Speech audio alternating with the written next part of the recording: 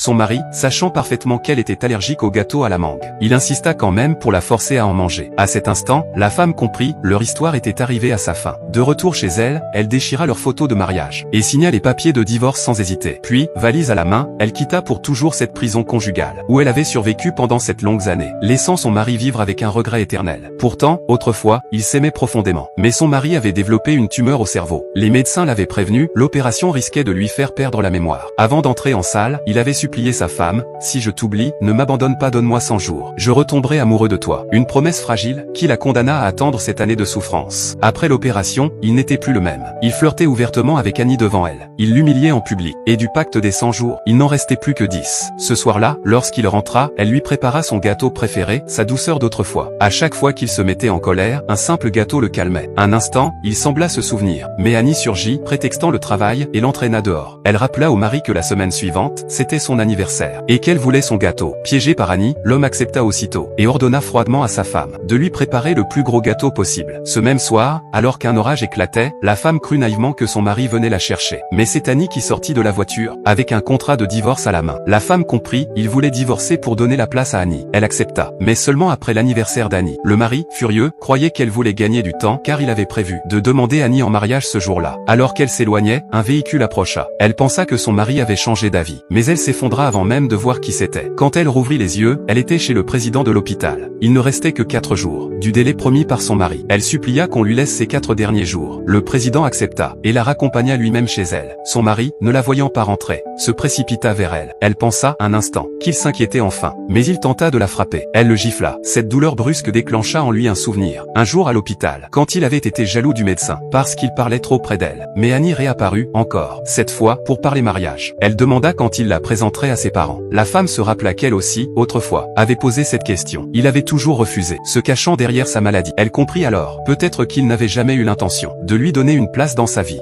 Elle entra dans la chambre, déchira la photo de mariage, et signa les papiers. C'était terminé. Pendant ce temps, son mari organisait en secret la fête d'anniversaire d'Annie. Et ce jour-là, c'était précisément le 100 jours. La femme, fidèle à sa promesse, voulait juste lui dire adieu une dernière fois, même en sachant qu'elle était allergique à la mangue. Il insista pour qu'elle goûte au gâteau qu'elle avait préparé pour Annie. Alors elle le mangea, sans hésiter. Les symptômes surgirent aussitôt. Elle souffrait, et lui, restait là, indifférent. Mais elle pensa que c'était bien ainsi, parce que c'est seulement en traversant une douleur infinie qu'on apprend enfin à lâcher prise.